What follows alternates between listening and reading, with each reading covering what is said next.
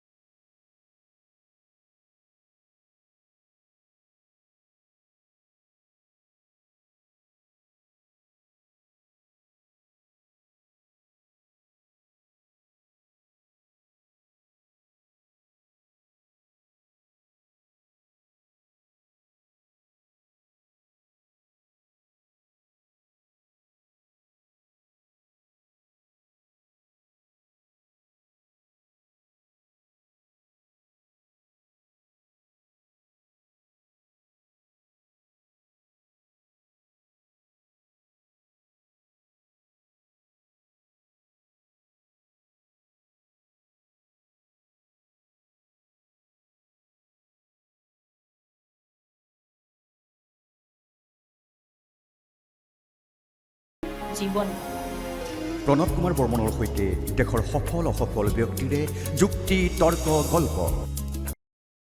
নমস্কাৰ সমূহ দৰ্শককে স্বাগতম জনাইছোঁ। ইণ্ডিয়া টুডে এনিৰ প্ৰণৱ কুমাৰ বৰ্মনৰ সৈতে যুক্তি তৰ্ক গল্প এই খণ্ডৰ অতিথি হৈছে এগৰাকী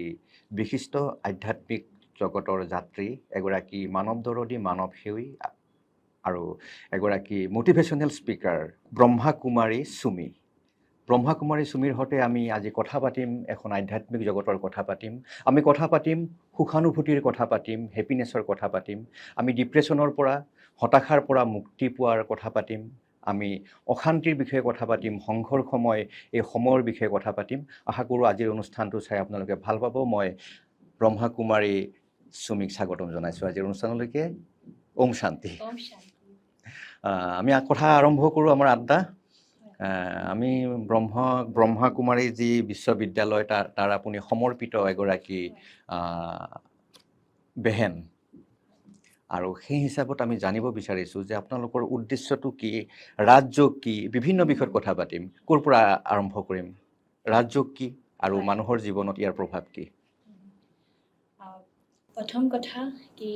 ব্ৰহ্মা কুমাৰী ঈশ্বৰীয় বিশ্ববিদ্যালয় নামটোৰ পৰাই আমি অনুভৱ কৰোঁ এখন বিদ্যালয়, আৰু ইয়াৰ মেইন ছাবজেক্টটো হ'ল ৰাজযোগ মেডিটেশ্যন, ধ্যান। আৰু ধ্যান মানে হৈছে যোগ, আৰু এই যোগ শব্দটোৰ সাধাৰণ আমি যদি ভাবোঁ সম্বন্ধ, অৰ্থটো হৈছে সম্বন্ধ। আৰু সম্বন্ধ কাৰ লগত? ইয়াত ৰাজযোগ মানে পৰম পিতা পৰমাত্মাৰ লগত। আৰু ৰাজযোগ মানে হৈছে কি, আমি নিজৰ কৰ্মেন্দ্ৰিয়ৰ ওপৰত, আমাৰ 5 কৰ্মেন্দ্ৰিয় 5 জ্ঞানেন্দ্ৰিয়ৰ ওপৰত ৰজা হোৱাৰ যোগ। আৰু ৰজা কোন? আমাৰ ভিতৰত যিটো আধ্যাত্মিক শক্তি, যিটো উৰ্জা, যাক আমি আত্মা বুলি কওঁ, সেই আত্মাক শক্তিশালী বনোৱা, ৰজা বনোৱা। আৰু সেই ৰজাই আমাৰ প্ৰজাক, আমাৰ মন বুদ্ধি, আমাৰ কৰ্মেন্দ্ৰিয়ক কণ্ট্ৰল কৰিব পৰা এটা যোগ। আৰু ৰাজযোগৰ দ্বাৰা আমি আমাৰ সকলোবোৰ চিন্তা সমস্যা তাক আমি দূৰ কৰিব পাৰোঁ। মানসিক প্ৰশান্তি এটা উপায়, মানসিক প্ৰশান্তিৰ উপায়। মানসিক প্ৰশান্তিৰ উপায় হৈছে ৰাজযোগ ধ্যান। আজি এই ভৌতিক দুনিয়াখনত, এই যান্ত্ৰিকতাৰ দুনিয়াখনত আমি ক'বাত নহয় ক'বাত বহুত ব্যস্ত হৈ পৰিছোঁ, নহয়নে? আৰু এই ব্যস্ততাৰ মাজতে অকণমান নিজৰ কাৰণে সময় উলিওৱা অতি প্ৰয়োজন হৈ পৰিছে। নিজৰ কাৰণে মানে আত্মাৰ কাৰণে। আৰু ৰাজযোগ হৈছে কি, নিজৰ আত্মাক চাৰ্জ কৰা এটা বেটাৰী। যেনেকৈ আমি শৰীৰটোৰ কাৰণে আজিকালি বিভিন্ন ধৰণৰ ব্যৱস্থা কৰোঁ। আমি য়োগা কৰোঁ, প্ৰাণায়াম কৰোঁ, জিম কৰোঁ, আৰু আমাৰ এটা ডাইজেষ্ট ছিষ্টেম থাকে। খোৱাৰ পৰা খোৱালৈকে আজিকালি কিমান চিডিউল থাকে মানুহৰ, নহয়নে? এইটো কৰিব লাগে, যাৰ দ্বাৰা আমাৰ শৰীৰটো যাতে সুস্থ হৈ থাকে। ঠিক সেইদৰে এটা টাইম আমি যদি আত্মাৰ কাৰণে উলিয়াওঁ, আত্মাৰ এক্সাৰচাইজ, আৰু সেয়া হৈছে মেডিটেশ্যন, ধ্যান। তো মেডিটেশ্যন হৈছে এটা চাৰ্জ, আত্মাৰ বেটাৰীক চাৰ্জ কৰা। আৰু সেই বেটাৰী, আত্মাৰ বেটাৰী হৈছে আমাৰ 7 কোৱালিটি, 7টা গুণ। যেনেকৈ আমাক কি লাগে? সুখ, শান্তি, আনন্দ, প্ৰেম, পবিত্ৰতা, জ্ঞান, আৰু এই 7টা গুণ হৈছে আত্মাৰ বেটাৰী আত্মাৰ বেটাৰী যদি আমি চাৰ্জ নকৰোঁ তেনেহ'লে আমাৰ জীৱনটো আমাৰ প্ৰশান্তি কেনেকৈ আহিব এইটোৱে 7 চক্ৰ বুলি কয় আপোনালোকে 7 চক্ৰ বুলি কয় 7 চক্ৰৰ কাৰণে আজিকালি বিভিন্ন ধৰণৰ ধৰি লওক কুণ্ডলী জাগৰণ কৰে ইয়াত ব্ৰহ্মকুমাৰ্যত চক্ৰৰ জাগৰণৰ ওপৰত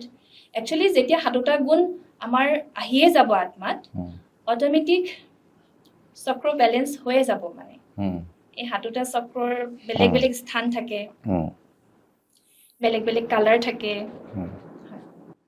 মই এটা বেলেগ কথা সুধো যিহেতু আপোনালোকে মানৱ জাতিটোক শান্তিৰ পথেৰে আগবঢ়াই নিব বিচাৰে আত্মাৰ শান্তি বিচাৰে সাংসাৰিক শান্তিও বিচাৰে সংসাৰবিলাক সুখেৰে থাকক সমাজখন সুখেৰে থাকক মানুহ সুখেৰে থাকক পৃথিৱীখন সুখেৰে থাকক এই যে সংঘৰ্ষময় পৰিৱেশ এই যে সংঘাত সংঘৰ্ষ ব্যভিচাৰ এই যে বলাৎকাৰ হত্যা এইবোৰৰ কাৰণ কি আচলতে আপোনালোকে কেনেদৰে ব্যাখ্যা কৰে ইয়াৰ মূল কাৰণটোৱে হ'ল যে মানুহে নিজক পাহৰি গৈছে নিজৰ মূল যিটো মৌলিক গুণখিনি হেৰুৱাই পেলাইছে তাৰমানে ইমান যান্ত্ৰিক ইমান ভৌতিকবাদী হৈ গৈছে নিজৰ কাৰণে সময় উলিওৱা নাই আৰু মই ভাবোঁ যে এই 7টা গুণ নথকাৰ কাৰণে জীৱনটো আনবেলেঞ্চ হৈ গৈছে যেনেকৈ আমাৰ শৰীৰটো 5 তত্ত্বৰে নিৰ্মিত মাটি পানী বায়ু অগ্নি আকাশ যদি এটা তত্ত্ব আমাৰ শৰীৰৰ পৰা নাইকিয়া হৈ যায় সাপোজ কিবা কাৰণত আমাৰ এটা তত্ত্ব কাম নকৰা হৈ গ'ল তো আমিতো বেহুচ হৈ পৰি যাম ন মাটিত ঠিক সেইদৰে এই 7টা গুণ মই ক'লো না যিটো মৌলিক গুণ আত্মাৰ মূল গুণ বা আত্মাৰ আমি বেটাৰী বুলি ক'ব পাৰোঁ যিকেইটা আমি ৰাজযোগ ধ্যানৰ দ্বাৰা এক্টিভ কৰিব পাৰোঁ মেডিটেশ্যনৰ দ্বাৰা যিকেইটা আমি আত্মাত পুনৰ জাগৰণ কৰিব পাৰোঁ জাগৃত কৰিব পাৰোঁ সেই 7টা গুণ নথকাৰ কাৰণে আচলতে আজি এই গোটেই সংসাৰখনত আমি যিবোৰ দেখিছোঁ মানে প্ৰতিদিনে যিবোৰ ঘটনা আমি দুখত শুনিবলৈ পাইছোঁ দেখিবলৈ পাইছোঁ ইয়াৰ হোৱাৰ মূল কাৰণ এইটোৱে আনবেলেঞ্চ হৈ গৈছে মানে তাৰ বিপৰীতে কি হৈছে মিছা ঝুট মানে একদম ঠগিব বিচাৰিছে ইজনে সিজনক বা বিভিন্ন কাৰণ আৰু ইয়াৰ মূল কাৰণে কি নিজকে পাহৰি পেলাইছে মানুহ কেৰিয়াৰ সৰ্বস্ব হৈছে বেছিকে বিলকুল মানে নিজক পাহৰি কেৰিয়াৰৰ ওপৰত ধ্যান দিছে যদি কেৰিয়াৰটো বনোৱাটো আমাৰ চবৰে কৰ্তব্য আমি প্ৰত্যেকে এটা ভাল কেৰিয়াৰ ল'ব বিচাৰোঁ নহয় কিন্তু যদি আপুনি নিজক পাহৰি কেৰিয়াৰ এটা বনায়ো তাত আপুনি সফল কেনেকৈ হ'ব যদি আপুনি মূল যিটো গুণ যিটো বীজ আপুনি পাহৰি গৈছে তাত আপুনি ধ্যান দিয়া নাই বেটাৰী চাৰ্জ কৰা নাই আপুনি কিন্তু প্লানিং ঢেৰ কৰিছে তো ক'ৰবাত নহয় ক'ৰবাত আপুনি যেতিয়া আগবাঢ়ি গৈ থাকিব ক'ৰবাতো ৰ'বগৈ লাগিবই এক্সিডেণ্ট হ'বই মানে আৰু সেয়াই হৈছে মানে অকস্মাত এক্সিডেণ্ট বহুত গ্ৰ' কৰিছে আৰু কাইলৈ শুনিব বোলে নাই আজি পৃথিৱীত আমুক হৈছে তামুক হৈছে এই মূল্যবোধৰ কথাটো হেৰাই গৈছে এতিয়া মানৱীয়তাৰ দিশটো দুৰ্বল হৈ গৈছে তাৰ পৰিৱৰ্তে হিংসা দেশ খেল এইবিলাক বাঢ়ি গৈছে সমাজত মূল্য মানে কি মূল্য একেবাৰে হেৰাই গৈছে আজি যদি আমি বিবেকানন্দক চাওঁ নহয়নে মীৰাবাইক চাওঁ আমি যদি তেখেতসকলক যদি আজি পৃথিৱীৰ মানুহে স্মৰণ কৰে বিবেকানন্দক যদি কোনোবাই স্মৰণ কৰে একচুৱেলি তেখেতৰ মূল্যৰ ওপৰতহে স্মৰণ কৰে ভেলুজ যেনেকৈ কাৰোবাৰ ভিতৰত যদি একাগ্ৰতা আছে কাৰোবাৰ ভিতৰত দয়া ভাৱ আছে কাৰোবাৰ ভিতৰত মধুৰতা আছে ৰবীন্দ্ৰনাথ টেগোৰৰ ভিতৰত মধুৰতা আছিলে নহয় কাৰোবাৰ ভিতৰত আধ্যাত্মিকতা আছিলে তো আপুনি নিজৰ পাহৰি এই মূল্য যি আমি 7 মূল্যৰ কথা কৈছোঁ নহয়নে 7 ভেলুজৰ কথা কৈছোঁ সুখ শান্তি আনন্দ প্ৰেম পবিত্ৰতা আৰু জ্ঞান চাওকচোন যদি এটা আছে এটা নাই নহয়নে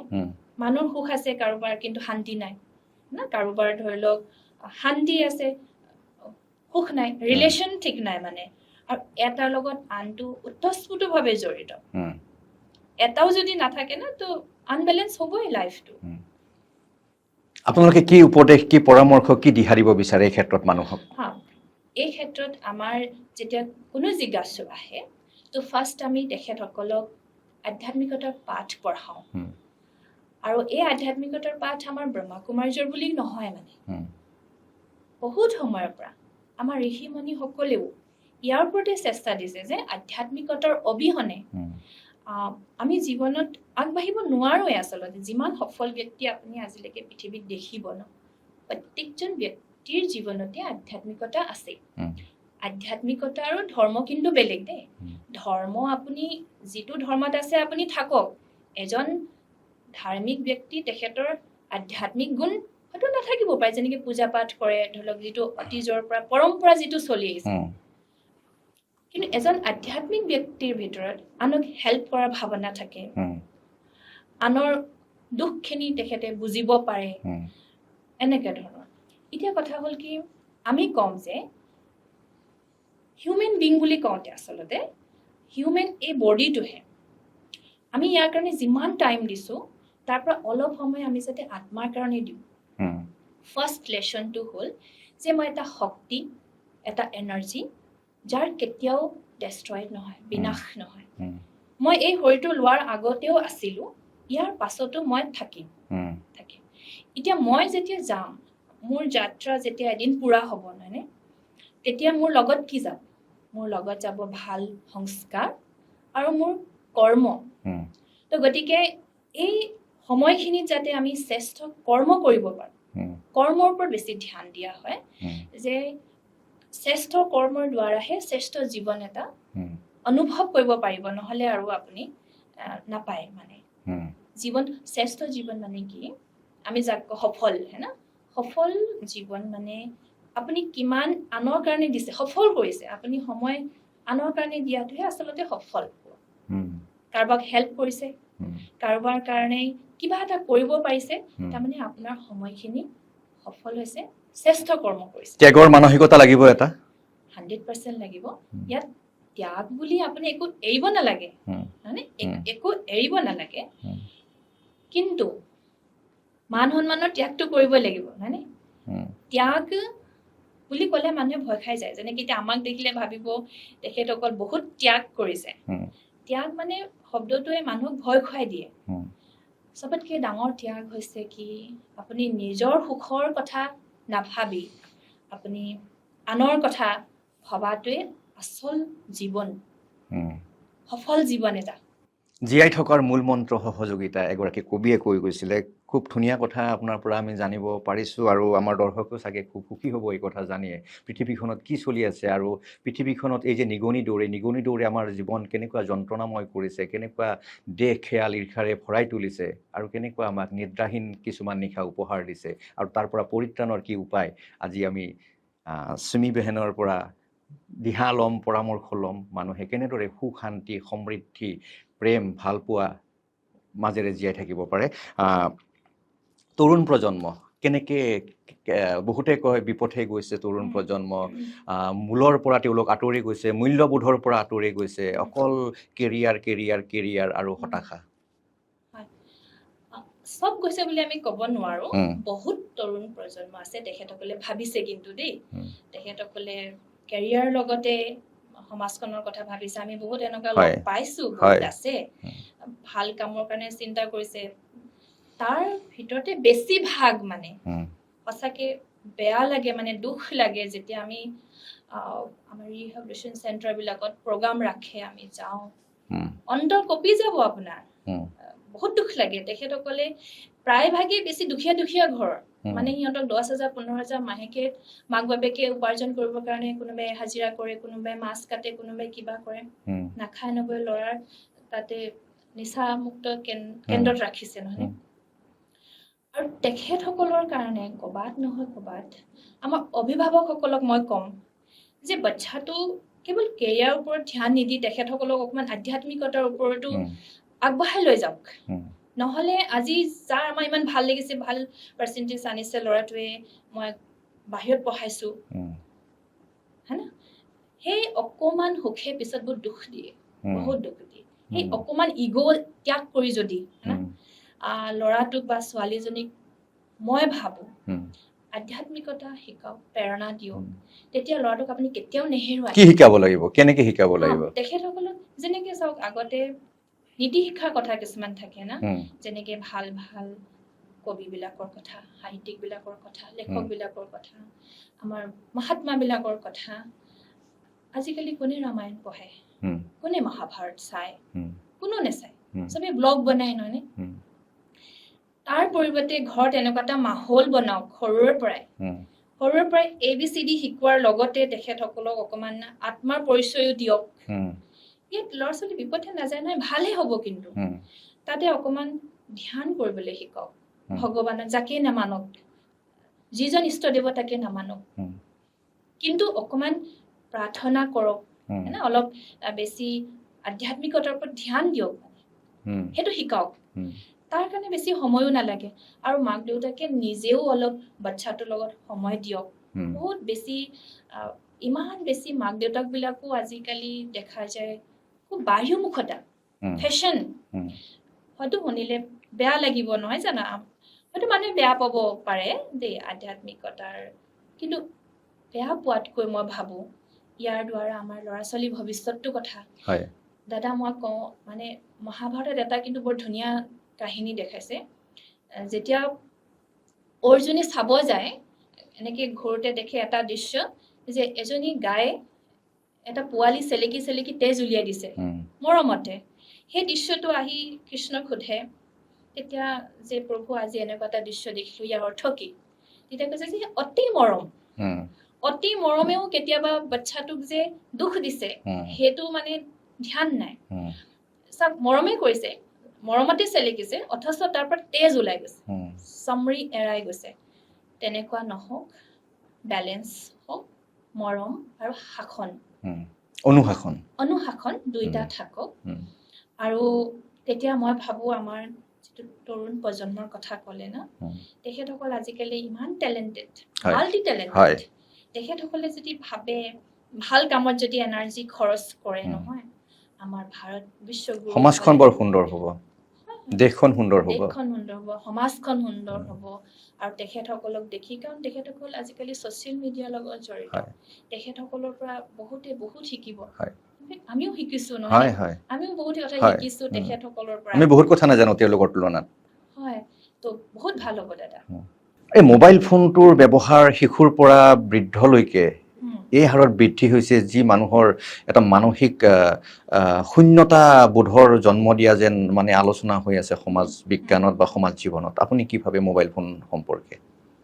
মোবাইল ফোন যিমান সম্ভৱ শুনিছো দেখিছো ন আমি বেয়া বুলিতো ক'ব নোৱাৰো কাৰণ আজি আমি যিকণ জানিছো যিমানখিনি এতিয়া হৈছে চব মোবাইলৰ কাৰণে হৈছে নহয় কিন্তু ইয়াৰ সৎ প্ৰয়োগ উপয়োগ অতি আৱশ্যক তেখেতসকলে মোবাইল ইউজ কৰক কিন্তু ইয়াৰ পৰা ইমান শিকিবলগীয়া কথা থাকে কণ্টেণ্ট এটা বনাবলৈ শিকিবলৈ পঢ়িবলৈ ইজি হয় লগতে এতিয়া AI জামানা ন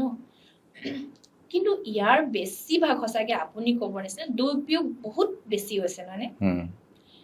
কেনেকৈ এতিয়া আঁতৰিব আমাৰ ওচৰলৈ জানেনে কেনেকুৱা মানুহ আহে মোবাইল মেনেজমেণ্ট কোৰ্চ আছে নেকি বুলি সোধে মোবাইলৰ পৰা আঁতৰাবলৈ ল'ৰা ছোৱালীক আমি কি কৰিম বুলি সুধিবলৈ আহে আমাৰ হাতত তেনেকুৱা কোনো মেনেজমেণ্ট নাই মোবাইল মেনেজমেণ্ট কিন্তু আমি কওঁ যে মাক দেউতাকে যদি কম ইউজ কৰে বা মাক দেউতাকে যদি অকণমান কয় যে তুমি ইয়াৰ পৰা ভাল শিকা দেই তো নিশ্চয় মই ভাবোঁ না ইয়াত মাক দেউতাক অভিভাৱকৰ বহুত হাত আছে নেকি বহুত হাত আছে আৰু ল'ৰা ছোৱালীও এতিয়া ভাবিব লাগে যে তাৰ পৰা আমি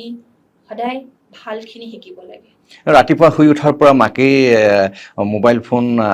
মোবাইল ফোনটো নুখুলিলে অন নকৰিলে তেওঁলোকৰ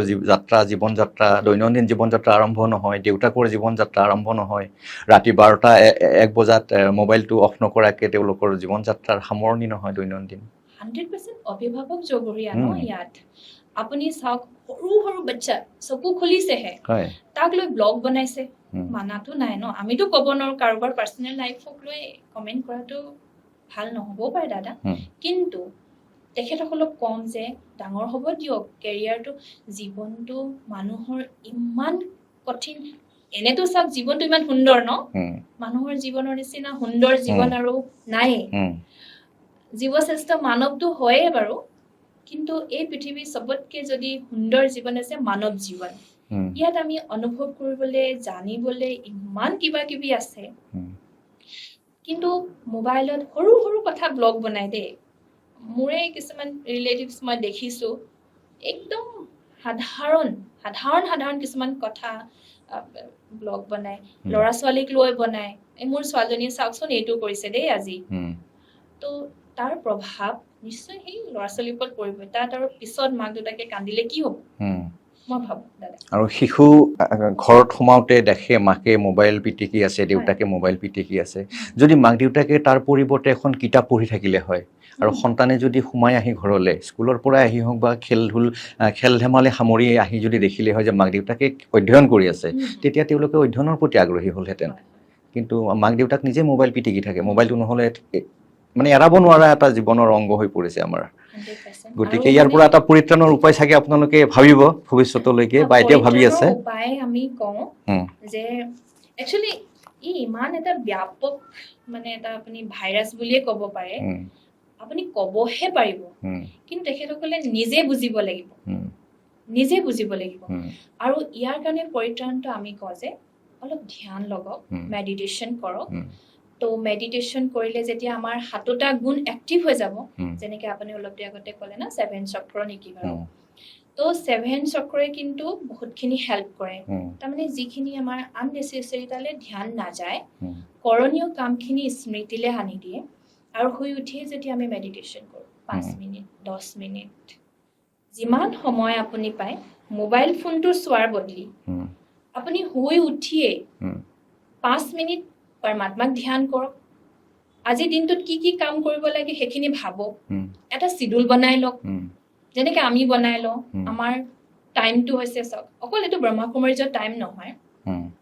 আপুনি ব্ৰহ্ম মুহূৰ্তৰ কথা শুনিছেনে অমৃত বেলা ব্ৰহ্ম মুহূৰ্ত আমাৰ ঋষিমুনিসকলৰ সময়তো আছিলে আপুনি যদি চাই শিখ ধৰ্মতো অমৃত বেলাৰ কথা আছে ব্ৰহ্ম মুহূৰ্তৰ কথা আছে প্ৰত্যেক আমাৰ অসমীয়া শাস্ত্ৰতে চবতে মানে ব্ৰহ্ম মুহূৰ্ত এটা কথা আছে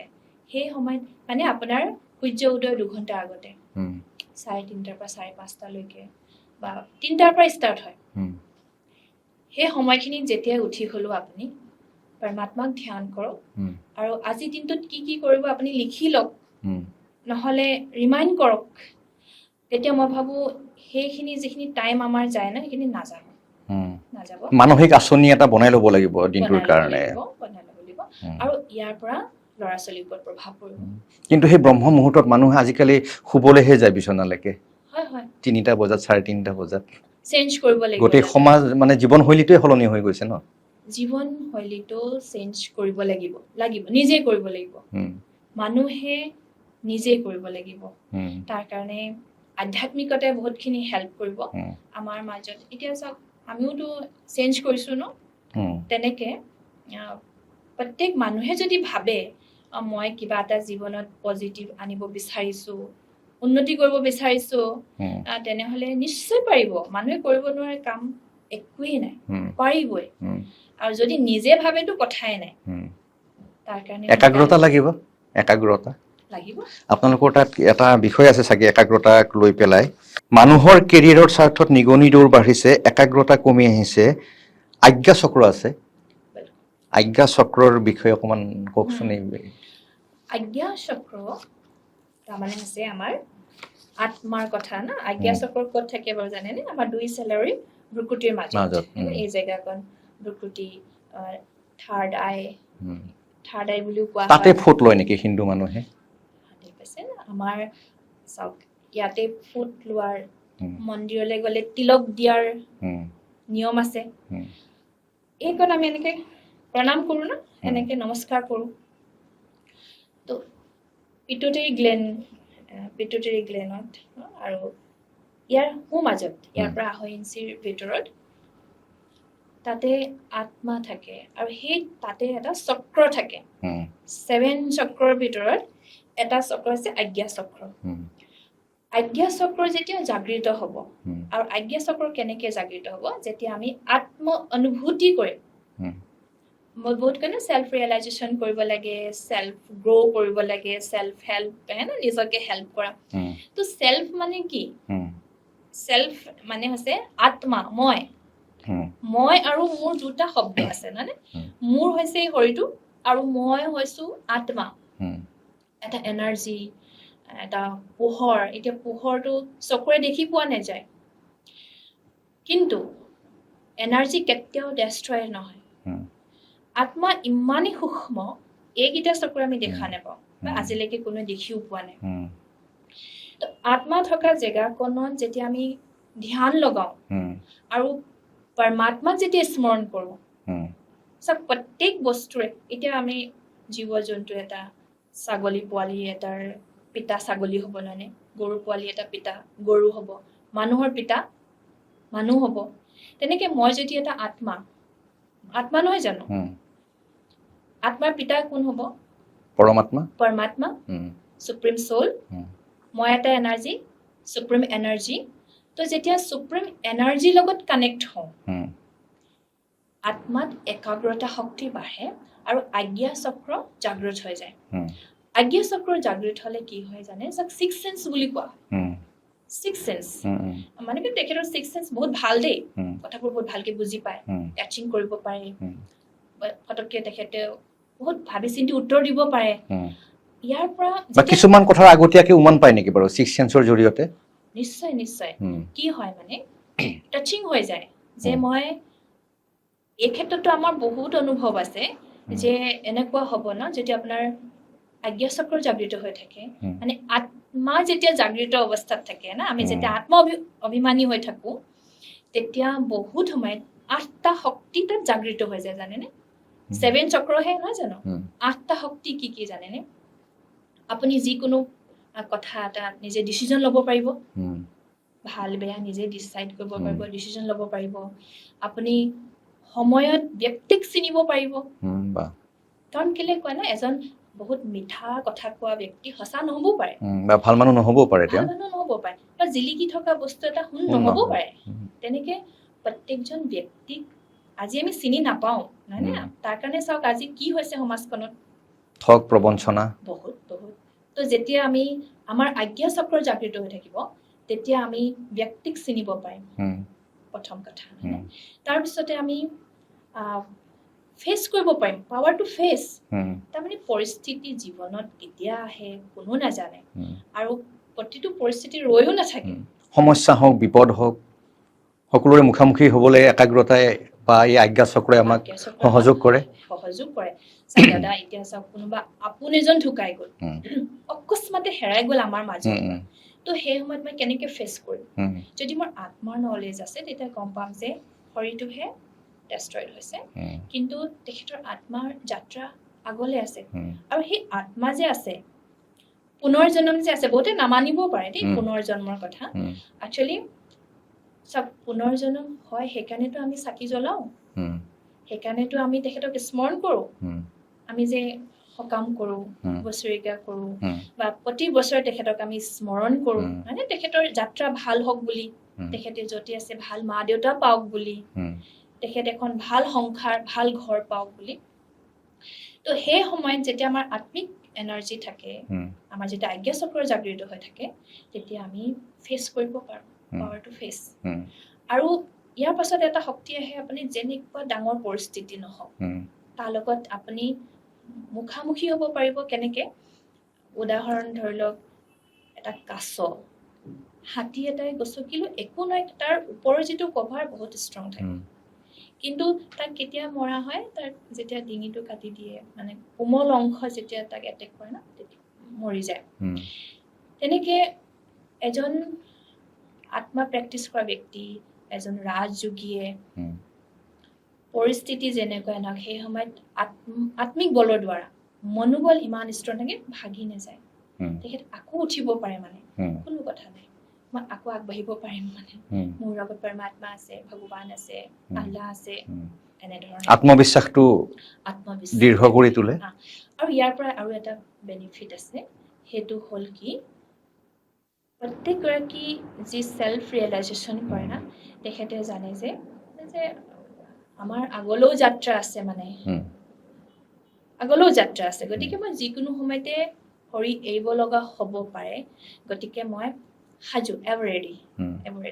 তেখেতে না ভয় কৰে না চিন্তা কৰে না ভৱিষ্যতক লৈ বহুত চিন্তা তেখেতে খুব সুন্দৰকে প্ৰেজেণ্টত নিজৰ কামখিনি কৰিব পাৰে মই আৰু এটা কথা সুধো মানুহৰ খাদ্যাভ্যাসটো সলনি হৈ গৈছে আৰু ইয়াৰ লগে লগে আত্মায়ো আঘাত পোৱা বুলি বহুতে আধ্যাত্মিক জগতৰ মানুহে ক'ব বিচাৰে যে খাদ্যৰ লগত আত্মাৰ এটা সম্পৰ্ক আছে। আমি কেনেকুৱা খাদ্য খোৱা উচিত বুলি আপুনি ভাবে? 100% আজি যিমানবিলাক গণ্ডগোল হৈছে নহয়, যিমানবিলাক অশান্তি হৈছে, মই কম 95% খাদ্যৰ কাৰণে হৈছে। আমি সৰুৰ পৰা শুনি আছো যেনেকুৱা আহাৰ তেনেকুৱা বিচাৰ, যেনেকুৱা অন্ন তেনেকুৱা মন, যেনেকুৱা পানী তেনেকুৱা বাণী। অন্ন দুখ লাগে বুলি কয় জানেনে? আগতে আমাৰ সমাজবিলাকত, গাঁওবিলাকত একচুৱেলি কোনোবাই যদি খং কৰি ভোজন বনায়, কয় যে এইখিনি ভোজন নেখাওঁ। তাৰমানে ভোজন সদায় অন্ন দেৱতাক স্মৰণ কৰি, আমাৰ মাহঁতক দেখিছোঁ পাকঘৰত সোমোৱাৰ লগে লগে কৃষ্ণ কৰি সেৱা এটা কৰিহে ভিতৰত সোমায়। আৰু যেতিয়া চৌটো পাতে না, কৃষ্ণ ভগৱানৰ নাম লৈ পাতে, চাউলকেইটা যেতিয়া দিয়ে তেতিয়াও ভগৱানৰ নাম লৈ চাউলকেইটা লৰাই, ডালোতো ভগৱানৰ নাম, লৰাওতো ভগৱানৰ নাম, ভাতকেইটা যেতিয়া চৌৰ পৰা মানে জুইৰ পৰা নমাই মাটিত তেতিয়াও ভগৱানৰ নাম। আৰু মাকে বনোৱা কিমান স্নেহত বনায়, কিমান ভাৱনাত বনায়। তো ঘৰৰ ভোজন আৰু বাহিৰৰ ভোজন, আজি ৰাতিপুৱাৰ পৰা গধূলিলৈকে অনলাইন ভোজন অৰ্ডাৰ, আৰু যোনে সেই ভোজন বনাইছে ন, তেখেতে বিক্ৰী কৰিবৰ কাৰণেহে বনাইছে, কিন্তু তেখেতৰ পুৰা পাৰপাছটো হৈছে যে এইখিনি বিক্ৰী হলে মই পইচা পাম। তেখেতে কিন্তু পইচাৰ কাৰণে বনাইছে। আৰু সেই ভোজন যেতিয়া ঘৰলৈ আহিছে, আমি পেকেট খুলিছো, খাইছো, তেখেতে যেনেকৈ জল্দি জল্দি জল্দি জল্দি বনাইছে, ফাষ্ট ফুড, জংক ফুড হে না, তো আমি যেতিয়া খাইছো জল্দি জল্দি ওলাই গৈছো, তো লাইফটো ফাষ্ট হৈ গৈছে, মানে ফাষ্ট আৰু কাৰণে মৃত্যু ফাষ্ট, ডেথ ফাষ্ট হৈছে না, তাৰ কাৰণে যথেষ্ট বেমাৰ আৰু মানসিক অশান্তি যদি হৈছে না, খাদ্যৰ কাৰণে হৈছে। তো আমি যদি জীৱনশৈলী পৰিৱৰ্তন কৰিব বিচাৰো, তেনেহ'লে ফাৰ্ষ্ট আমি ভোজনত ধ্যান দিব লাগিব। চেষ্টা কৰক বেছিভাগ সময় আপুনি নিজৰ ঘৰতে বনোৱা ভোজন খাবলৈ অভ্যাস কৰক, মানে চেষ্টা কৰক ন। পৰাপক্ষত আপোনাৰ যদি সময় কম আছে, তেতিয়াও কিবা এটা বনাওক, আপুনি ঘৰত টাইম মিলাই খাওক। আৰু ভোজন মই ক'ম সাত্বিক ভোজন, শাকাহাৰী ভোজন, যি ভোজনে আমাক শৰীৰটো সুস্থ কৰি ৰাখে। আজিকালি ডক্তৰেও কয় যে আমি ভোজন সদায় সাত্বিক, মানে য'ত আপোনাৰ কোনো ধৰণৰ হিংসা নাথাকে। আৰু সাত্বিক ভোজনত কিন্তু এইটো আহে দেই, যিটো আমি সৎ পথেৰে উপাৰ্জন কৰা ভোজন, এইটো এটা আহে ভোজন। আমি ধৰি লওক বহুত কাৰোবাক দুখ দি উপাৰ্জন কৰা ধনেৰে যদি আমি খাইছো, সেয়াও কিন্তু কেতিয়াবা দুখদায়ী, পীড়াদায়ক হয়। ৰত্নাকৰৰ নিচিনা হয়, বেলেগৰ পৰা কাঢ়ি আনি খোৱা মানুহ বহুত বাঢ়িছে সমাজত, বহুত বাঢ়িছে। কিন্তু ইয়াত বিশেষকে শুদ্ধ ভোজন বুলি যেতিয়া আমি কওঁ, উপাৰ্জনটো শুদ্ধ পথেৰে হ'ব লাগিব, নিশ্চয় হ'ব লাগে। আৰু তাক বনোৱা বা ৰন্ধা ব্যৱস্থাটো শুদ্ধ এটা ব্যৱস্থা হ'ব লাগিব, যি আমাৰ ৰিপুবিলাকক উত্তেজিত নকৰে, তেনেকুৱা খাদ্য খাব লাগিব। চব ইমান মুস্কিল নহয়, মানুহে যিমান ভাবে না, বহুত সহজ। মই ভাবো চবেই পাৰিব। পৰমাত্মাক স্মৰণ কৰি ভোজন বনাওক, আৰু তাত যাতে কোনো ধৰণৰ হিংসা নাথাকে। তাৰ অৰ্থটো হ'ল যে কোনোবা এটা, মই যদি ডাইৰেক্ট কওঁ, শুদ্ধ ভোজনত আহে ধৰি লওক আপুনি কোনো জীৱ এটাক দুখ নিদিয়াকে, মিনছ তাক হত্যা নকৰাকে আপুনি যদি ভোজন কৰে না, সেইখিনি ভোজন আপোনাৰ সোনকালে ডাইজেষ্ট হ'ব, আপোনাক মনৰ শান্তি আহিব। আপুনি ক'লে প্ৰশান্তি, তো মনৰ প্ৰশান্তিটো যদি দৰকাৰ, আপুনি যদি আধ্যাত্মিক উন্নতি বিচাৰিছে, আপুনি প্ৰথমতে ভোজন শুদ্ধ কৰক, কিটচেন শুদ্ধ কৰক। মই সেইটোৱে ক'ম। নিৰামিষাৰী হ'ব লাগিব। ভয় খায় মানুহে, আপুনি ক'লে না নিৰামিষ ভোজন, ব্ৰহ্মা কুমাৰীৰ কথা নহয় দাদা। আমি যদি চাওঁ পূৰ্বজৰ পৰাই আমাৰ দেৱী দেৱতাসকলে যদি চাওঁ ন, তেখেতসকলে জীৱ হত্যা কৰি ভোজন কৰিছিলে জানো? চাগে নাই কৰা ন। এতিয়া মোৰ কথাখিনি শুনি কোনোবাই ভাবিব হয়তো ব্ৰহ্মা কুমাৰী যে নিজৰ, এইটো কথা নহয়। কোনো এখন আপুনি শাস্ত্ৰতে এইটো নাই যে নিজৰ পেটৰ কাৰণে আপুনি জীৱ হত্যা কৰক বুলি। চবতে আছে কিন্তু জীৱ হত্যা মহাপাপ বুলি আছে। আৰু মই মোৰ নিজৰ স্বাৰ্থৰ কাৰণে, মোৰ নিজৰ মুখৰ টেষ্টিৰ কাৰণে, মোৰ নিজৰ পেটৰ কাৰণে কোনোবা এটা জীৱ বধ কৰাটো মহাপাপেই হয়। তেনেদৰে আমি পূজাৰ নামত যে দেৱীক বলি আগবঢ়াওঁ সেইটো আপোনালোকে বিৰোধিতা কৰে? চাওক, এইটো আমি বিৰোধিতা কৰা কথা নহয় ন, কৰা উচিত সকলোৱে। বহুত সময়ৰ পৰা ইয়াৰ বিৰোধিতা চলিয়ে আহিছে। আজি ব্ৰহ্মা কুমাৰ্যটো 90 বছৰহে হৈছে। 1936ৰ পৰা আজি 2026 চনত আমি ব্ৰহ্মা কুমাৰ্যে 90টা বছৰ পুৰা কৰিলো। ব্ৰহ্মা কুমাৰ্যে 90টা। কিন্তু এই পূজা পাঠটো বহুত বছৰৰ পৰা চলি আহিছে ন, যেনেকে আমাৰ শংকৰদেৱে ইয়াৰ বিৰোধিতা কৰিছিলে, আমাৰ গুৰুজনাই বিৰোধিতা কৰিছিলে ন।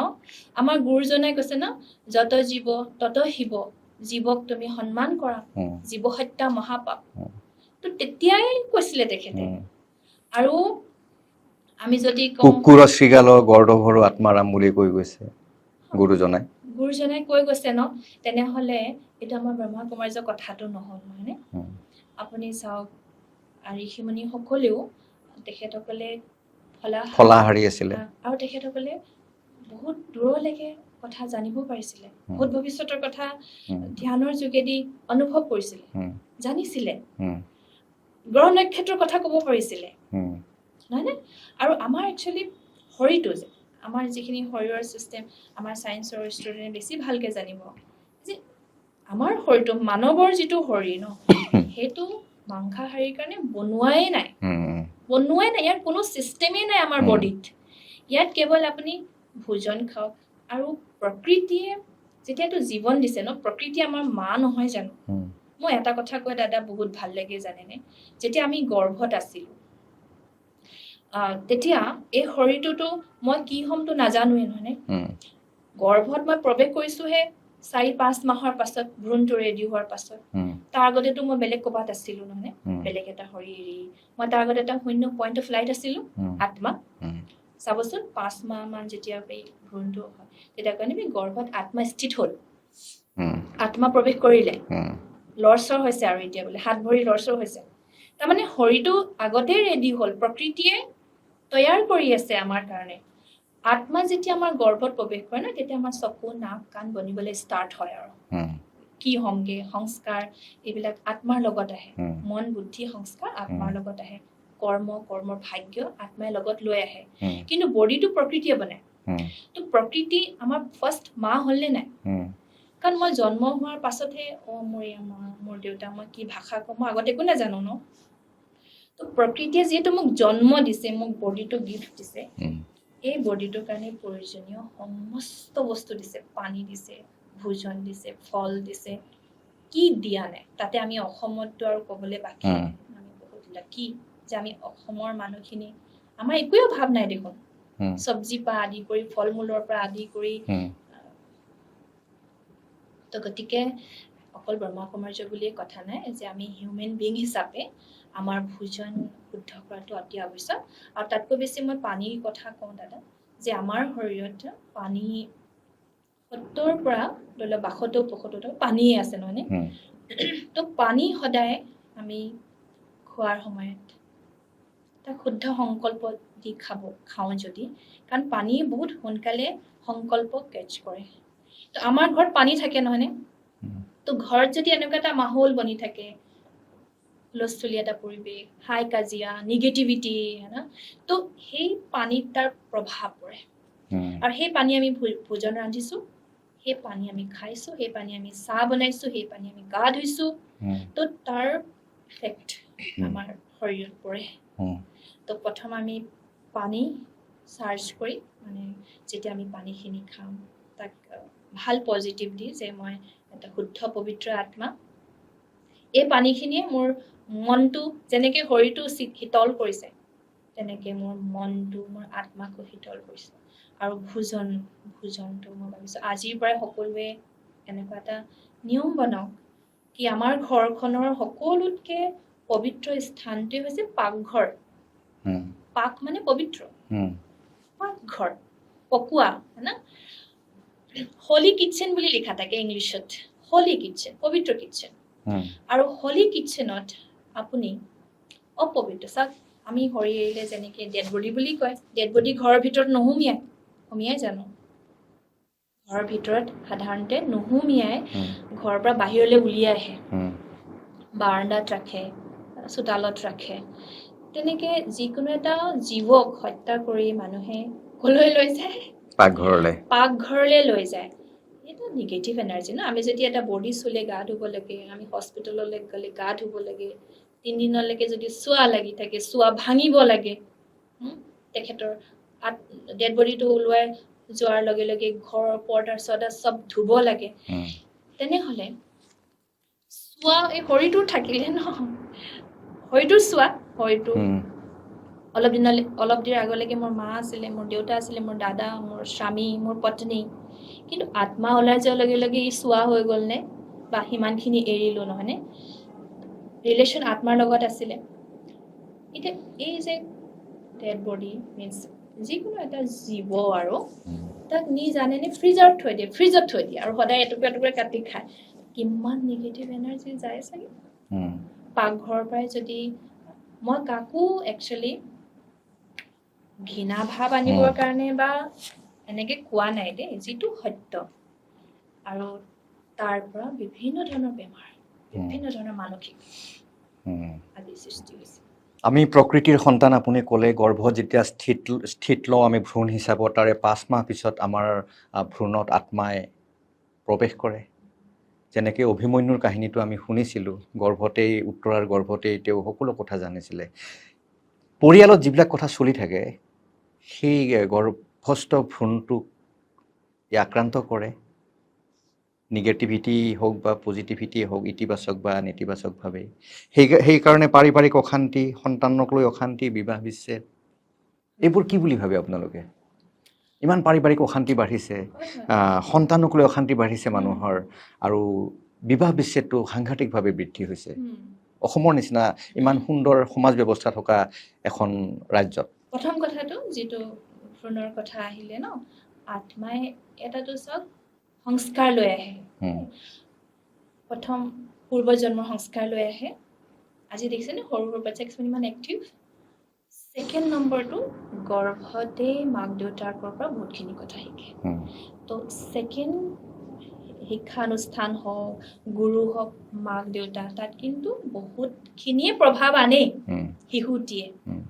মাক দেউতাকৰ পৰা, সেই ভ্ৰূণৰ অৱস্থাৰ পৰা। গতিকে সেই সময়ত তেখেতসকলে নিশ্চয় ভগৱানৰ নাম ল'ব লাগে, শাস্ত্ৰ পঢ়ক, কিতাপ পঢ়ক, ভাল ভাল। কাৰণ শিশুটোৰ কথা চিন্তা কৰক। আজিকালি মানুহে চিন্তা নকৰে আৰু তাৰ পাছত ল'ৰা ছোৱালীক দুখ দিয়ে, বহুত বেয়া লাগে। আমি ভাবোঁ যে নহয়, যদি আপুনি এজন সন্তান ভাল শিশুৰ যদি আশা কৰিছে, আপুনি যদি বিচাৰে আপোনাৰ শিশুটি ভাল হওক, শ্ৰেষ্ঠ হওক, ভাল কাম কৰক, তাৰ কাৰণে আপুনি গৰ্ভৰ পৰাই চেষ্টা কৰিব লাগিব, নহয়নে? তেতিয়াৰ পৰা শিক্ষা আৰম্ভ হয়। শিক্ষা পিছতো ল'বই। তাৰপিছতে বিবাহ বিচ্ছেদৰ কথাটো হৈছে,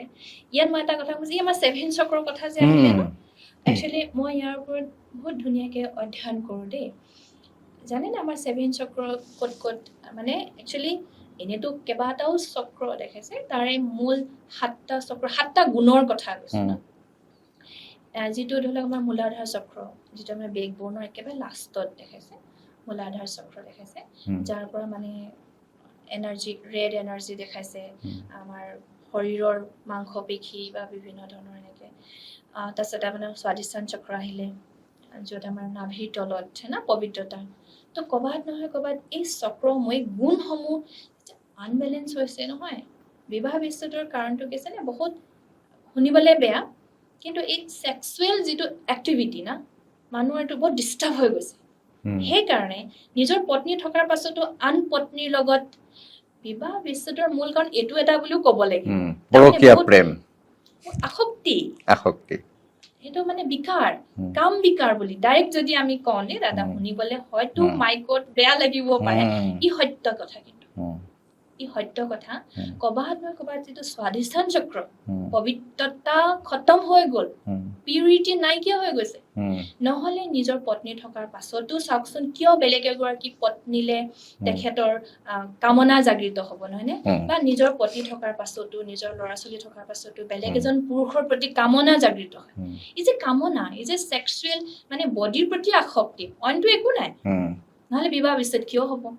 নিজৰ ইমান ধুনীয়া পত্নী আছে নিজৰ ইমান ধুনীয়া পতি থকাৰ পাছতো বেলেগৰ প্ৰতি আসক্তি হোৱাৰ মূল কাৰণটো হৈছে বিকাৰ ছেক্স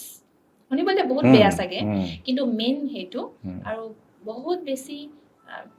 মানে কি আৰু হেনা বহুত আশা কি ধৰিব নোৱাৰো দাদা আৰু মই তেখেতসকলক কম তেখেতসকলক অকমান সময় দিয়ক নিজৰ ৰিলেশ্যন বচাওক নিজৰ জীৱনটো বচাওক কাৰণ সফল হোৱাটো দেখাই নাই ন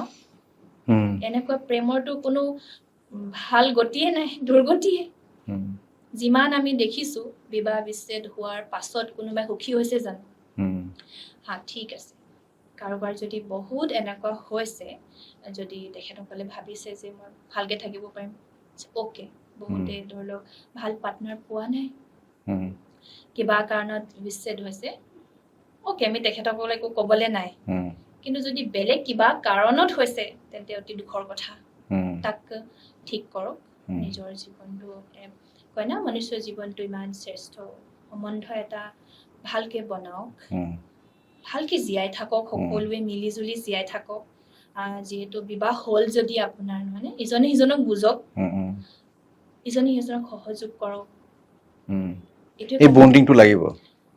বন্ডিং লাগিবই ইজনে এজনৰ লগত আৰু সন্মান পৰস্পৰৰ প্ৰতি যিটো সন্মান প্ৰদৰ্শন এইটো বৰ গুৰুত্বপূৰ্ণ কাৰণ চাওক দুইজনে ইয়াৰ লগত কিন্তু লাগিব ন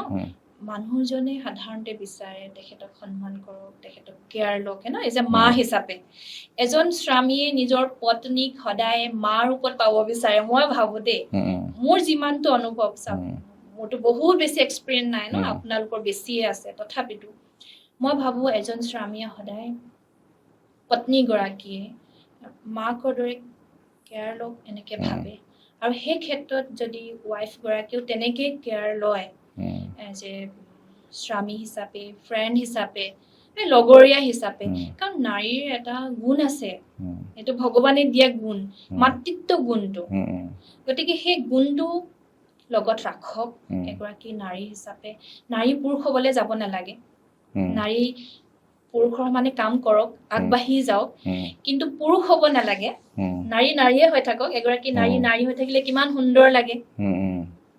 নাৰীত্বতে সৌন্দৰ্য আছে নহয় জানো বাকী মই কম পুৰুষজনেও নাৰীগৰাকীক সিমানেই মৰম কৰক বুজক কাৰণ এগৰাকী নাৰীয়ে ঘৰ সকলো ত্যাগ কৰি আহে আৰু মই এনেকুৱা নাৰী দেখিছো নিজৰ জ্বৰ হলেও হাজবেণ্ডৰ ধ্যান ৰাখে ল'ৰা ছোৱালীৰ ধ্যান ৰাখে কিন্তু হাজবেণ্ডজনে নোৱাৰে মানে তেখেতে নোৱাৰে মানে তেখেতক তেনেকে বনোৱা নাই ভগৱানে এগৰাকী নাৰীক কিন্তু সেই ত্যাগটো জন্মতে দিছে তো সেই বন্ডিংটো লাগিব নিশ্চয় বহুত ভাল হ'ব কাৰণ এই পৃথিৱীখন সঁচাকে বহুত সুন্দৰ আমি যেনেকেই চাওঁ সুন্দৰ আমাৰ জীৱনটো সুন্দৰ গুৰুজনাই অনুবাদ কৰিছিলে ভাগৱতৰ এটা স্কন্ধ তাত লিখি থৈ গৈছিলে ইমান আগতে তেওঁ ধুনীয়াকৈ অনুবাদ কৰি লিখি থৈ গৈছিলে যিবিলাক কথা ফুলে আছে এতিয়া যেনে ভাতৃৰ লগত ভাতৃৰ সম্পৰ্ক বেয়া হ'ব সীমাক লৈ কাজিয়া হ'ব যিবিলাক চলি আছে সকলো তাতেই আছে সোমাই পেলাই মানুহবিলাক সম্পৰ্কৰ ক্ষেত্ৰত খুব আঁতৰি গৈ আছে যিমানে ভাতৃ ভগ্নী নহওক পিতৃ মাতৃ নহওক খুব মানে এইটো এটা খুব ভয়ংকৰ পৰিৱেশ আৰু এইটো ক্ষেত্ৰত ধ্যান এটা কিন্তু গুৰুত্বপূৰ্ণ উপাদান হ'ব পাৰে ন সম্পৰ্কবিলাকক নকৈ গঢ়াৰ বা নকৈ দৃষ্টিৰে চোৱাৰ মানে চাওক এই গোটেই আমি যিমানবিলাক সমস্যা আজি আলোচনা কৰিছো ইয়াতকৈ বহুত সমস্যা আছে আমি ইমানখিনি চুব পৰা নাই ঢেৰ সমস্যা আছে নহয় পৃথিৱীত সমস্যা মানে সীমা নোহোৱা হৈছে অপৰম্পাৰ সমস্যা হৈছে এতিয়া এই গোটেই সমস্যাবিলাকৰ সমাধানৰ মূল এটাই উপায় ধ্যান কৰক ধ্যান মানে অলপ নিজৰ লগত সময় দিয়ক নিজৰ লগত কথা পাতক নিজক জানক কৰ্ম কৰিবই লাগিব অষ্টাংগ যোগৰ ভিতৰত কৰ্মযোগ ৰাজযোগ সন্ন্যাস যোগ ধ্যান যোগ এই সকলোতে ধ্যান শব্দটো আছে আপুনি যদি গীতাখনৰ মানে 100টামান শ্লোক আপুনি ধ্যান শব্দটো পাব ধ্যান শব্দটোৰ লগত সংগতি ৰাখি শ্লোক আছে তাৰমানে চাওক তেতিয়াই ধ্যান আপুনি যিটো কৰ্মই নকৰক সেই কৰ্মটো কৰি পৰমাত্মাক ধ্যান কৰি কৰক বা নিজক মনত ৰাখি কৰক মই যে এটা আত্মা মই যে কৰ্ম কৰিছো তো ধ্যান হৈছে এনেকুৱা এটা শক্তি যে নিজৰ লগত নিজৰ গুণসমূহৰ লগত নিজৰ শক্তিসমূহৰ লগত জড়িত কৰি ৰাখে মই আপোনাক এটা বেলেগ কথা ক'ব বিচাৰিছোঁ মানুহৰ সমস্যাবিলাক কিছুমান সমস্যা পুৰণি হৈ গৈছে মানুহ অভ্যস্ত হৈ গৈছে আৰু আধুনিক মানুহৰ এটা নতুন চখ হৈছে মানে বিলাসিতা হৈছে আৰু নতুন নতুন কি সমস্যা আমি উদ্ভাৱন কৰিব পাৰোঁ আৱিষ্কাৰ কৰিব পাৰোঁ এইটো এটা আধুনিক মানুহৰ এটা মানসিক বিকাৰৰ নিচিনা হৈছে এইটো কথা পিছত পাতিম এতিয়া চাৰিওফালে ঋণাত্মক পৰিৱেশ আমি ধনাত্মক কেনেকৈ কৰিম চিন্তা চৰ্চাৰ পৰা আমাৰ জীৱন সমাজ আমাৰ মানুহ আমাৰ প্ৰজন্মক কেনেকৈ আমি পজিটিভিটিলৈকে লৈ যাম নিগেটিভিটিৰ পৰা আন্ধাৰৰ পৰা পোহৰলৈ চাওক বহুত ডিপ কুৱেশ্যন মানে চবে বিচাৰে পজিটিভ হ'ব লাগে জীৱনটো চবকে পজিটিভেই লাগে আৰু চবেই কয় পজিটিভ ভাবা পজিটিভ এতিয়া এইটো নিশিকায় যে আমি পজিটিভ কেনেকৈ হ'ম মই পজিটিভ হ'ব নিবিচাৰে কিন্তু জানেনে বহুত ডাঙৰ কথা এতিয়া আমি ৰাজযোগ চাওক 90 বছৰৰ পৰা শিকাইছোঁ যে আমি কওঁ যে তুমি ধ্যান কৰকচোন মেডিটেশ্যন কৰকচোন চবেই জানে যে মেডিটেশ্যন কৰিলে মানুহ পজিটিভ হ'ব ধনাত্মক চিন্তনৰ দ্বাৰা আমাৰ জীৱন সুন্দৰ হ'ব অথচ কৰিব নিবিচাৰে কিন্তু 24 ঘণ্টা 10 মিনিট সময় নাথাকে তেওঁলোকৰ সময় নাথাকে ইচ্ছা নাথাকে আকাংক্ষা নাই আমাক যেতিয়া কোনোবাই লগ পায় কয় যে বহুত মন যায় যাবলৈ আপোনালোকৰ নিচিনা ধ্যান কৰিবলৈ কিন্তু সময় নাই মই তেখেতসকলক সময় উলিয়াওক সময় পৰিৱৰ্তন হৈছে সৃষ্টিৰ চক্ৰ ঘূৰিছে এই সময়ত যিখিনি আমি সমস্যা দেখিছোঁ আৰু বাঢ়িব এতিয়া বাঢ়িছে আমি আপোনালোকে মিডিয়া আৰু জানে যে কি পৰিস্থিতি হ'ব পাৰে ন এইখিনি সময়ত আমি নিজকে ধনাত্মক বনাবৰ কাৰণে ধনাত্মক চিন্তাৰ প্ৰয়োজন আৰু ইয়াৰ ওপৰত কিন্তু বহুতে চিন্তা চৰ্চা কৰিছে আজিকালি বিভিন্ন ধৰণৰ ব্যক্তিয়ে কিন্তু চেষ্টা অহৰহ চলাই আছে যেনেকৈ আজি আপুনি যিটো পডকাষ্ট ৰাখিছে কিমান সুন্দৰ এটা যে আমি কেনেকৈ আমাৰ জীৱনটোত পজিটিভ চিন্তা আনিব পাৰোঁ তেনেকৈ হাজাৰজনে চিন্তা কৰিছে তাৰ ভিতৰতে ব্ৰহ্মা কুমাৰীজীও কৰিছে আৰু বিভিন্ন অনুষ্ঠানে কৰিছে ইয়াত আমি কওঁ শুই উঠিয়ে আপুনি কেইটামান সংকল্প লওক তাৰমানে চাওক এতিয়া শুই উঠিয়ে মানুহে চিন্তাৰ কথা ভাবে বেমাৰৰ কথা ভাবে লষ্টৰ কথা ভাবে গৰীবী মানে দুখীয়াৰ কথা মই বহুত দুখীয়া ভাবে এইখিনি নাভাবি দাদা আমি তাক অকমান পজিটিভ লৈ যাম যে ধনী মানুহক আৰু অধিক ধন কেনেকৈ আহৰণ কৰিব পাৰি তাৰ এটা দুৰাকাংক্ষা আমি আনক চাইও কেতিয়াবা দুখী হৈ যাওঁ তাক ভগৱানে ইমান দিছে আমাক দিয়া নাই তুলনা কৰোঁ কিন্তু ইয়াত আমি প্ৰত্যেককে এইটোৱে শিকাওঁ যে প্ৰথম আপুনি নিজক মৰম কৰক নিজক ভাল পাওক নিজৰ প্ৰতি ধ্যান দিয়ক মেডিটেশ্যন মানে হৈছে নিজক ভাল পোৱা সেলফ লাভ মই নিজকে ভাল পাওঁ আৰু তাৰ কাৰণে আমি সংকল্প ল'ম যে মই বহুত ভাগ্যশালী আত্মা ভাবকচোন আপুনি এসপ্তাহ কণ্টিনিউ ভাবক সঁচাকৈ কিবা এটা ভাল লাগি যাব আজি এসপ্তাহমানৰ আগতে ল'ৰা এজনে তেখেতৰ দুখৰ কথা কয় মানে এনেকৈ ভাবা পিছদিনা কৈছে আজি মোৰ মনটো ভাল লাগিছে দেই এদিনতে ভাল লাগিলেনে কৈছে জানো অলপ পাতল লাগিছে কালি কথাখিনি অলপ মই এবাৰে দুবাৰ মানে ভাবিছিলোঁ অলপ পাতল লাগিছে তাৰপাছতে আপুনি ভাবক যে এই আনৰ কথা নাচায় আপুনি ভাবক যে চাৰিওফালৰ পৰা মোৰ ভালেই হৈছে ভালেই হ'ব ভাবকচোন 7 দিন কণ্টিনিউ ভাবক যে চাৰিওফালৰ পৰা সুখ সমৃদ্ধি বাঢ়ি গৈছে আৰু মোৰ জীৱনটো সফল বনাবৰ কাৰণে গোটেই ইউনিভাৰ্ছে হেল্প কৰিছে থ্ৰী ইডিয়টছ চিনেমাখনত কৈছিলে আমিৰ খানে অল ইজ ৱেল আত্মাটো এনেকৈ জগাই তুলিছিলে তেওঁ পজিটিভ এটা ইতিবাচক এটা ধাৰণাৰে ভাৰতবৰ্ষত আমি যিমান পৰিসংখ্যা পাইছোঁ 1,71,000 মানুহে আত্মহত্যা কৰে এই পৰ্যায়লৈকে গৈছে মানসিক ব্যাধি সাংঘাতিক হাৰত বৃদ্ধি পাইছে আৰু তাৰ লগতে যিটো আমাৰ বিষণ্ণতা খুব মানুহ বিষণ্ণ হৈ থাকে হাঁহি ফূৰ্তি আনন্দ আপুনি যিটো কৈছিলে 7 চক্ৰত আছে সুখ এইবিলাক মানে মানুহে যেন পাহৰি গৈছে তেনেকুৱা এখন সমাজত আমি বাস কৰোঁ মানুহ অস্থিৰ হৈছে অশান্ত উত্তেজিত খুব সৰু কথাতে মানুহৰ খং উঠে সৰু কথাতে কাজিয়া হয় মীমাংসা নাই মুভ লিঞ্চিং হয় গাড়ী এখন দুৰ্ঘটনা হ'ল বিচাৰ বিবেচনা নকৰাকৈ আমি আক্ৰমণ কৰোঁ গাড়ীখন ভাঙোঁ মানুহক হত্যা কৰোঁ এই গোটেই অশান্তিময় পৰিৱেশটোৰ কাৰণটো হ'ল আমি 7 চক্ৰৰ বিষয়ে জনা নাই বা আত্মাক আমি সন্তুষ্ট কৰিব পৰা নাই, আত্মাক আমি জাগ্ৰত কৰিব পৰা নাই, আত্মাক আমি প্ৰশান্তি দিব পৰা নাই, অকল শৰীৰ আৰু বাস্তৱ যিখন আপুনি ভৌতিক জগত বুলি কৈছে তাক লৈ আমি ব্যস্ত। ইয়াতে আপোনাৰ সুষম চক্ৰ কি? সুষম চক্ৰ সুষম মানে হৈছে কি বেলেঞ্চ, হয়নে? বেলেঞ্চ। এই 7টা চক্ৰক আমি কেনেকে বেলেঞ্চ কৰিব, 7টা গুণক আমি কেনেকে বেলেঞ্চ কৰিব পাৰোঁ। এতিয়া ফাৰ্ষ্ট আমি এই চক্ৰকেইটা ক'ত ক'ত থাকে আমি জানিলো, আৰু কোনটো কোনটো তত্ত্বৰ লগত ইয়াৰ কানেকশ্যন আছে। ফাৰ্ষ্ট আমি যেনেকে এবাৰ কৈছিলো ন, মূলাধাৰ চক্ৰ, যিটো আমাৰ বেকবনৰ একেবাৰে লাষ্টত আছে, এপাহ কমল ফুল দেখাইছে তাত। আৰু এই চক্ৰটো মাটিৰ লগত কানেকশ্যন। মাটি যেনেকে আমাৰ শৰীৰটোত মাটি আছে, মাংস পেশী জইন, যেতিয়া এই চক্ৰটো আমি ৰাজযোগৰ মাধ্যমেৰে জাগৃত কৰোঁ, তেতিয়া আমাৰ শৰীৰৰ বিভিন্ন অংগত যিবিলাক প্ৰব্লেম আছে, হাৰ্ডি জইন পেইন হয় আজিকালি মানুহৰ, ঘুটনৰ বিষ হয় নহয়নে, কমৰ বিষ, বিভিন্ন ধৰণৰ মানে প্ৰব্লেমছ বেলেঞ্চ হয়, ঠিক হয়। শৰীৰটো আমি মাটি নগৰ জানো, মাটিৰ পুতলা। তাৰপিছতে আহিলে মই ক'লো ন, নাভিটোৰ তলত স্বাধিষ্ঠান চক্ৰ, সেইটো হৈছে ৰেড কালাৰ, মাটি আৰু শক্তি। ইয়াৰ পিছতে যিটো আমি নাভিৰ তলত যিটো চক্ৰ, স্বাধিষ্ঠান চক্ৰ, কমল ফুল এপাহ দেখাইছে, আৰু ইয়াৰ কালাৰটো দেখাইছে অৰেঞ্জ কালাৰ, পবিত্ৰতাৰ প্ৰতীক। আৰু ইয়াৰ তত্ত্ব হৈছে পানী। পানী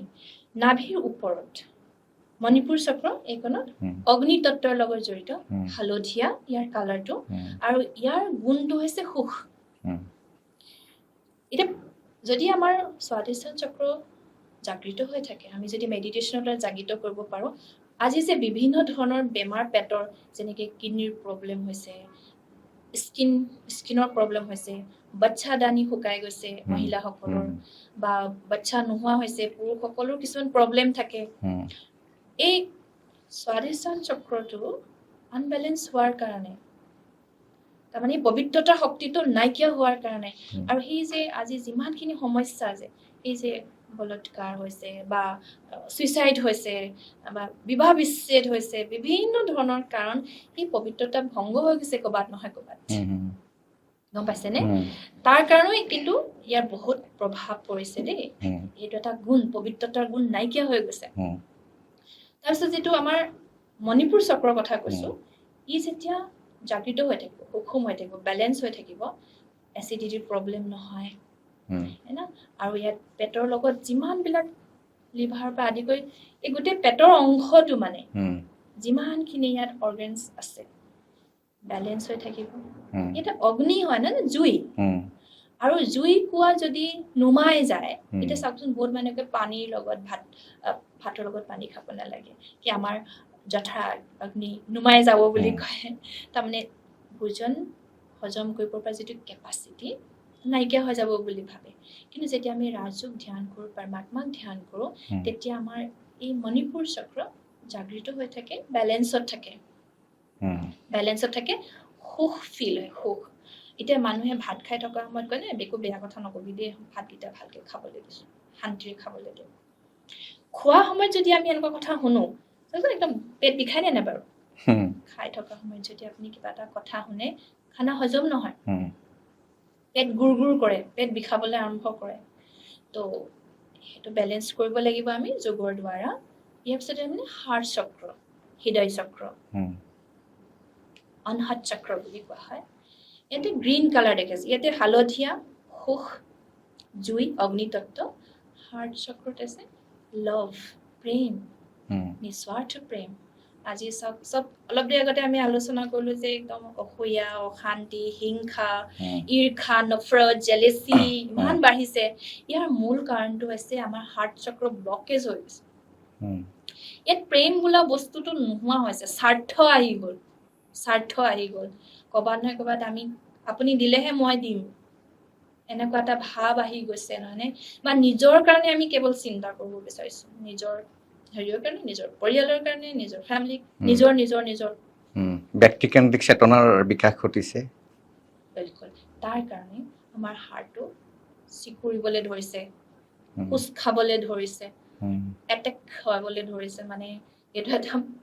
বহুত টেনশ্যনৰ কাৰণে হয় মানে খঙৰ কাৰণে হয় ঈৰ্ষাৰ কাৰণে হয় নফৰতৰ কাৰণে হয় জেলেচিৰ কাৰণে হয় মই যে এইটো ক'ব বিচৰা নাই দাদা যে চবৰে এইটোৱে প্ৰব্লেম এতিয়া কাৰোবাৰ হাৰ্টৰ প্ৰব্লেম আছে তো আমাৰ ভিডিঅ'টো চালে মোক বেয়াই পাব যে আমিতো তেনেকুৱা কাকো হিংসা নকৰোঁ অথচ হৈছে বেলেগ বেলেগ কাৰণত হ'ব পাৰে কিন্তু মূল কাৰণ এইটো এটা তো গতিকে আমি কি কৰিব লাগিব আমাৰ হাৰ্ট চক্ৰটো জাগৃত কৰিব লাগিব ইয়াত আমি প্ৰেম বহুত বেছি আপুনি গ্ৰীণ কালাৰটো ফিল কৰক সেউজীয়া প্ৰকৃতিৰ প্ৰেম আৰু যেতিয়া আমাৰ এই হাৰ্ট চক্ৰ জাগৃত হৈ থাকিব বেলেঞ্চ হৈ থাকিব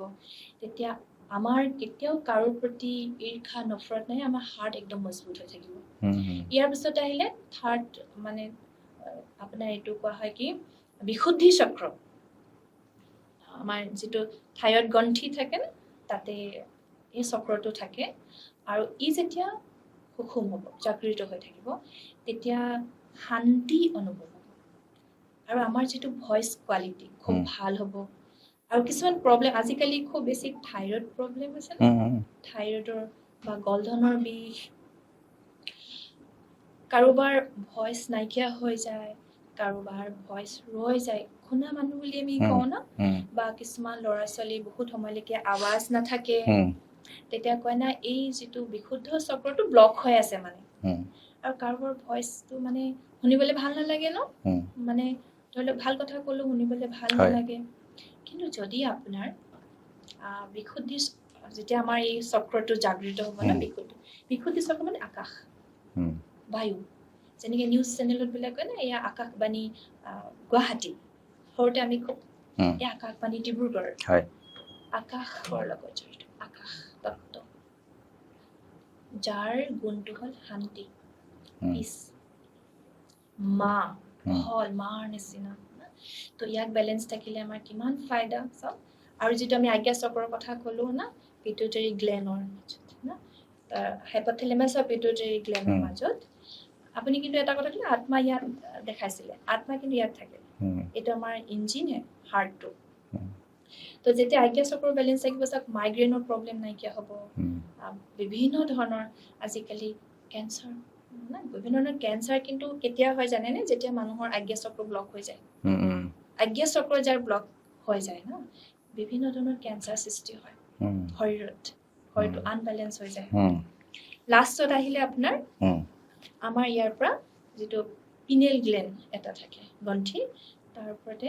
হাজাৰ পংখুৰীয়া দেখাইছে তাত কিন্তু যিসকলে য়োগা চক্ৰৰ ওপৰত বিশেষকৈ কৰে আৰু কাৰ্যটো হাজাৰ চক্ৰ মানে জানেনে একদম পৰমাত্মাৰ প্ৰেম মানে পৰমানন্দ অনুভূতি যাৰ কালাৰটো দেখাইছে আপোনাৰ বেঙুনীয়া কালাৰ আনন্দৰ অনুভূতি ইয়াত দেখালে জ্ঞান ডাৰ্ক ব্লু সূৰ্যৰ লগত ৰিলেটেড আৰু এয়া হৈছে ব্ৰহ্মাণ্ড তো যেতিয়া সেইটো খোল খাব